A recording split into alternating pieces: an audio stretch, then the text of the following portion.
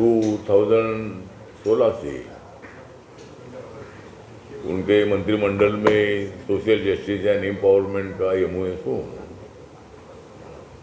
और मेरी party Republican party of India है,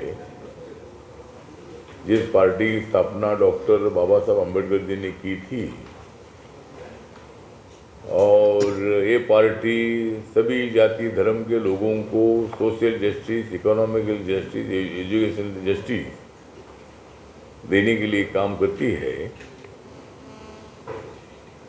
तो मैं लोकसभा में कांग्रेस अलायंस में 3 बार मैं लोकसभा में था और अभी माननीय नरेंद्र मोदी सरकार में आने के बाद मैं अभी सेकंड टाइम राज्यसभा में हूँ। 2014 से 20 तक राज्यसभा में था, 20 से 26 तक अभी राज्यसभा में हूँ और अभी अगले साल मैं अप्रैल में मैं तीसरी बार राज्यसभा में चुनकर आऊँगा। तो मेरी पार्टी नेशनल डेमोक्रेटिक अलायंस में NDA में है और उसका कारण ये है कि कांग्रेस पार्टी के कार्यकाल में भ्रष्टाचार बहुत बढ़ गया था।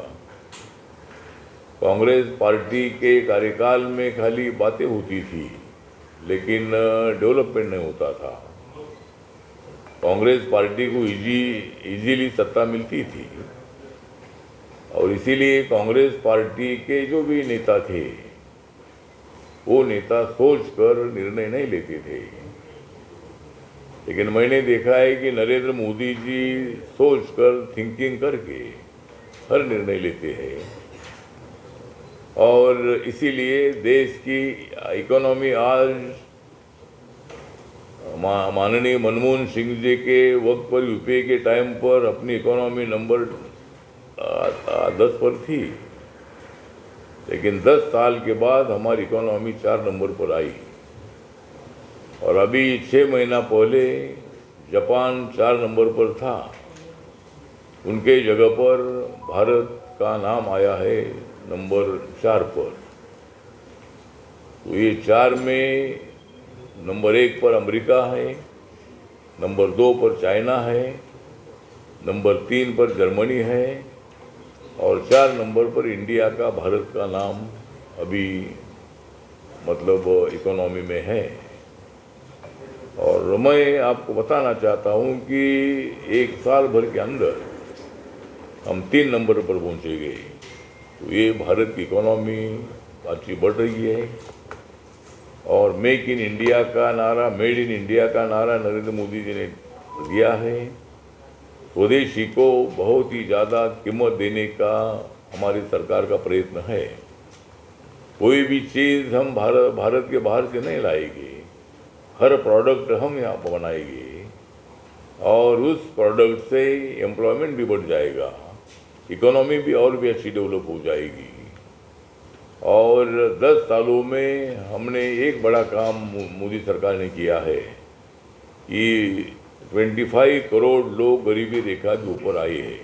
हम चाहते हैं कि भाई एक भी आदमी गरीब ना रहे और इसीलिए जो लाडली बहना है उनको भी करोड़पति बनाना है।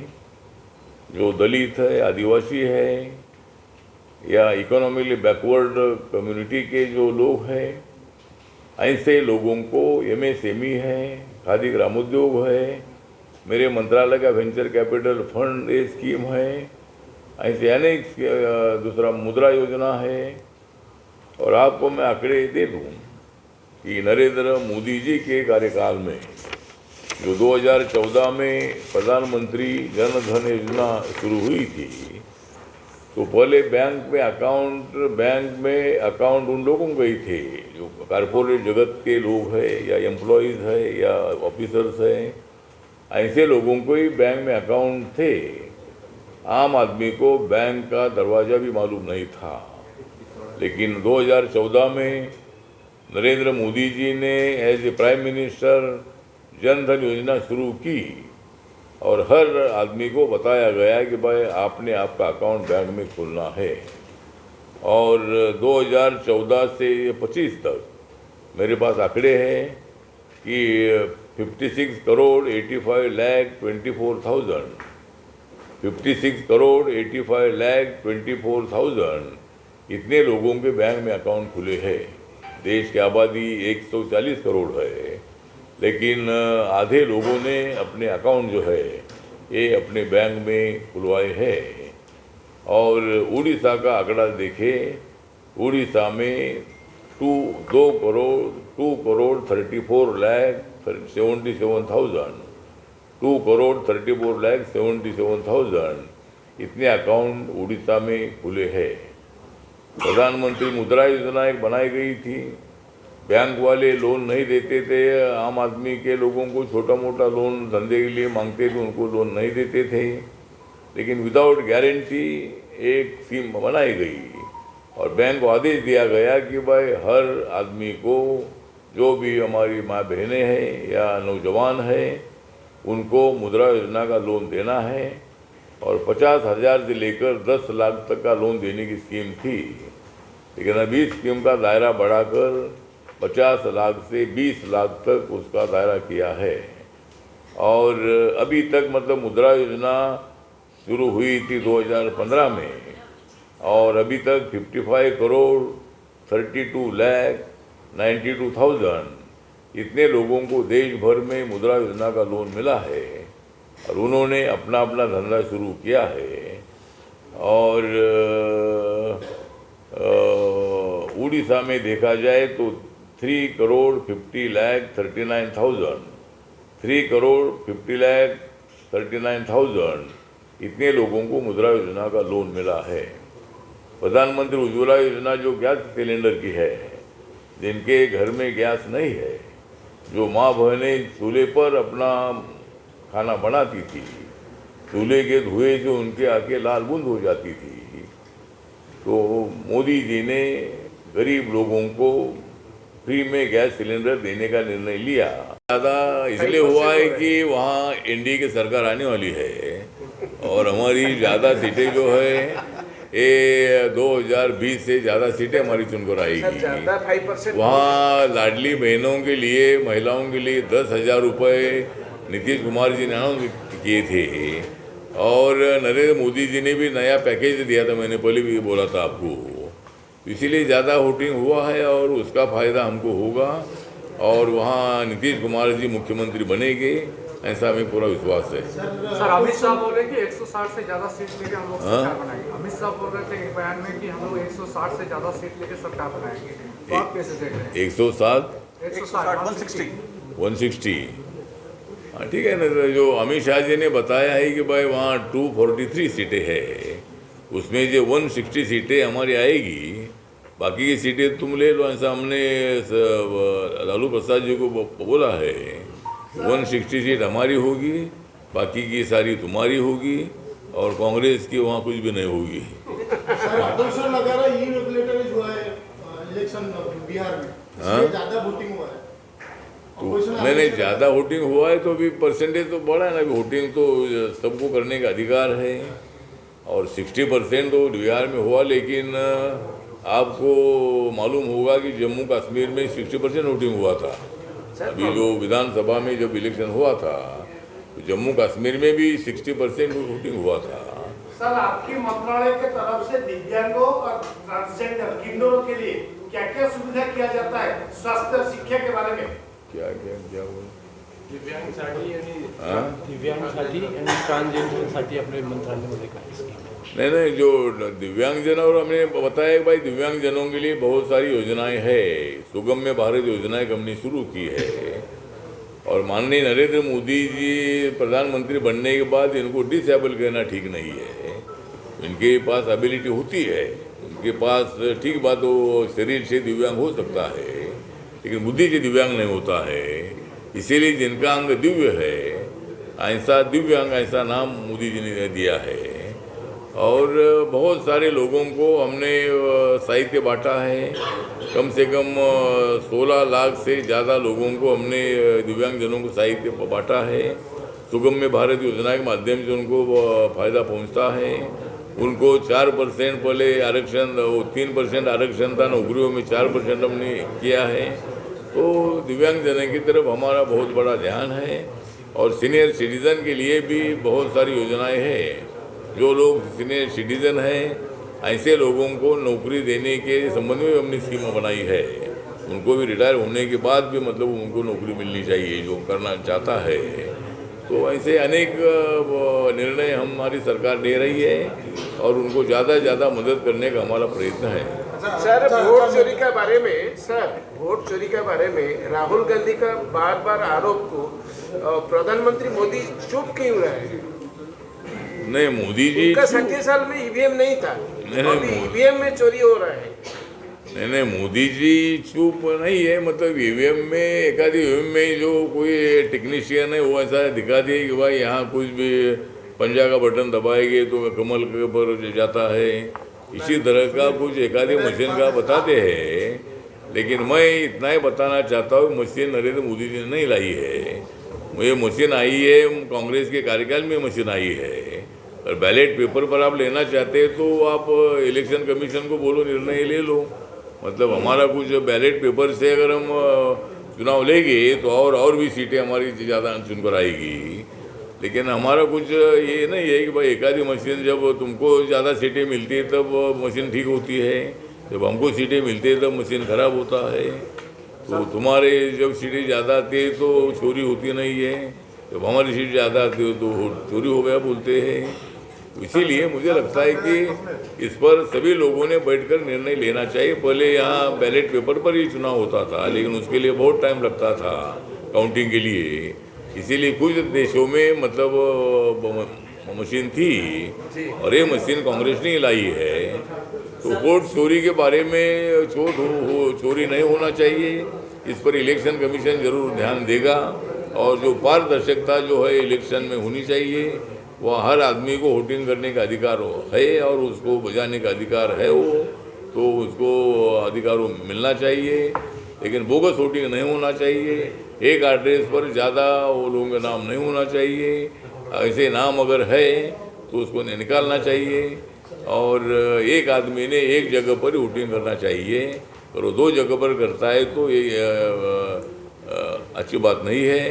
तो इसीलिए इलेक्शन कमीशन उस पर ध्यान देगा और इसकी लिस्ट ठीक ठाक बन जाएगी, ऐसा भी पूरा विश्वास है। विकास मैरिज से समाज नज़दीक आता है और बाबा साहब अम्बेडकर जी का भाई कहना था कि खाली रोटी और बेटी व्यवहार से कास्टिज्म खत्म नहीं होगा, उसके लिए बेटी व्यवहार की आवश्यकता है।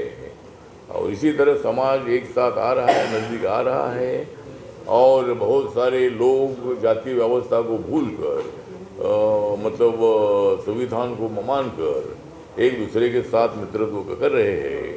लेकिन कुछ लोगों के मन में आज भी पूरी मेंटेलिटी कास्टिस्ट मेंटेलिटी है और इसीलिए ये अत्याचार होते हैं। इस अत्याचार को खत्म करने के लिए हम सब लोगों ने प्रयत्न करने की आवश्यकता है। यह मैंने जानकारी ली कि सीनियर सिटीज़न की संख्या 16 लाख है यहाँ सीनियर सिटीज़न की, और उनको 1060 to 79 1000 पेंशन दी जाती है। और 80 के ऊपर के जो लोग हैं उनके लिए 3500 उनको पेंशन दी जाती है। तो इसी तरह दिव्यांग जनों को भी मतलब यहाँ 1000 पेंशन दी जाती है। तो इसी तरह मतलब यहाँ दिव्यांग जनों की संख्या 5 लाख है, ऐसा मुझे बताया है पूरे स्टेट भर में।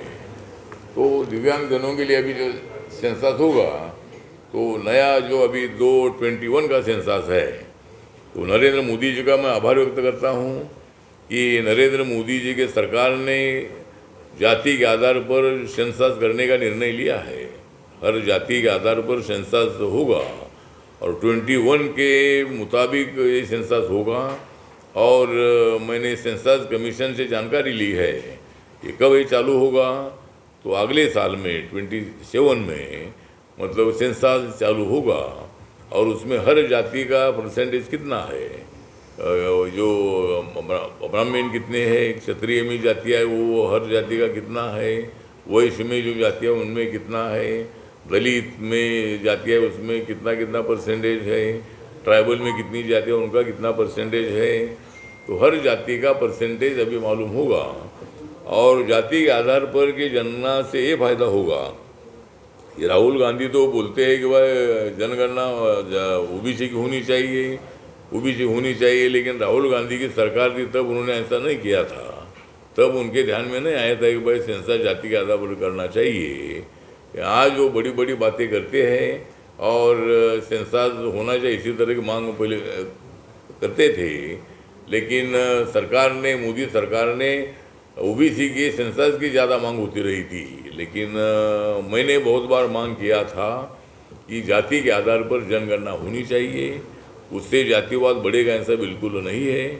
लेकिन टेक्निकली डिफ़िकल्टी थी कि संविधान ने 17 आर्टिकल के मुताबिक कास्टिज्म को खत्म किया है, फिर जाति के आधार पर जनगणना करेगी, एक ऐसा एक प्रॉब्लम था। लेकिन सरकार ने उस पर मतलब निर्णय ले लिया है। वो एक निर्णय बहुत बड़ा निर्णय है और आज अपना देश विकास की दिशा से आगे बढ़ रहा है और रोड अच्छे बन रहे हैं और यहाँ मतलब पूरे देश भर में अभी जो बिहार में इलेक्शन है तो बिहार का काया पलट हो चुका है। बिहार में नीतीश कुमार जी के नेतृत्व में 20 सालों में अच्छा डेवलपमेंट हुआ है। नरेंद्र मोदी जी ने बिहार के लिए बहुत बड़ा पैकेज भी दे दिया है और बिहार की जनता अभी बाहर नहीं जाती है, मतलब बहुत सारे लोगों को रोजगार वहाँ मिल रहा है और इसीलिए हर राज्य के तरफ हमारा ध्यान है। ज़रूर यहाँ बीजेपी की सरकार नहीं थी, अभी बीजेपी की सरकार आई है। कई साल तक, शायद 22 साल तक हमारी नवीन पटनायक साहब की सरकार रही और नवीन पटनायक बहुत अच्छे आदमी थे, मतलब वो हमारे साथ एनडीए में पहले अटल बिहारी वाजपेयी की सरकार में वो मंत्री थे और बिजू जनता दल के नेता बिजू पटनायक जी, इनका सोशलिस्ट मूवमेंट में बहुत बड़ा योगदान रहा है। तो नवीन पटनायक जी ने भी 22 साल या कितने साल, तो 24 साल, मतलब वो 24 साल तक वो मतलब उड़ीसा के मुख्यमंत्री रहे। उन्होंने काम भी अच्छा किया है और बीजेपी और बिजू जनता दल एक साथ थे भी कुछ साल तक, लेकिन बाद में वो अलग अलग लड़कर अपने बलबूते पर नवीन पटनायक जी मुख्यमंत्री बने थे। मेरे साथ उनके संबंध बहुत अच्छे थे। जब वो दिल्ली में मिनिस्टर थे तब मैं उनको कहने आने के बार मिलता था। वो एक अच्छे स्वभाव के आदमी थे, लेकिन उनका भी योगदान उड़ीसा के लिए बहुत अच्छा रहा है। तो अभी बीजेपी की सरकार आई है, वो भी अच्छा डेवलपमेंट कर रही है और मुझे लगता है कि एक विषय में बताता हूँ कि राहुल गांधी जी बोलते हैं कि भाई वोट चोरी हो रहा है। तो राहुल गांधी जी को मेरा सवाल है कि तुम्हारे 60 साल 70 साल में वोट चोरी नहीं होता था क्या? मतलब 60 सालों में आपने जो आंकड़े अभी निकाले वो तब क्यों नहीं निकाले? मतलब वोट चोरी नहीं होना चाहिए। उनके मत से मैं सहमत हूँ कि भाई वोट चोरी नहीं होना चाहिए, बोगस वोटिंग नहीं होना चाहिए। ज़रूर इलेक्शन कमीशन ने उनके तरफ ध्यान देना चाहिए, लेकिन इलेक्शन कमीशन बीजेपी के कहने पर चलता है, ऐसा आरोप लगाना ठीक नहीं है। इलेक्शन कमीशन की बॉडी इंडिपेंडेंट बॉडी है और उसका सरकार से कोई संबंध नहीं है, तो इसीलिए सरकार पर आरोप लगाना ठीक नहीं है। लेकिन जब लोकसभा में उनकी सीटें ज़्यादा आई तब हमने ऐसा आरोप नहीं लगाया कि भाई उन्होंने वोट चोरी किया था, उन्होंने बोगस वोटिंग किया था। हमने तो यही बोला कि भाई उन्होंने संविधान का प्रचार किया, संविधान बदलेगा, आरक्षण जाएगा, इसीलिए हमारा भारी नुकसान हुआ। हम 400 सीटों तक हम पहुंचने वाले थे, लेकिन हमें काफ़ी कम सीटें मिली। लेकिन उसके बावजूद भी नरेंद्र मोदी जी तीसरी बार प्रधानमंत्री बने हैं और चौथी बार भी 29 में भी नरेंद्र मोदी जी प्रधानमंत्री बनेंगे, ऐसा मुझे पूरा विश्वास है।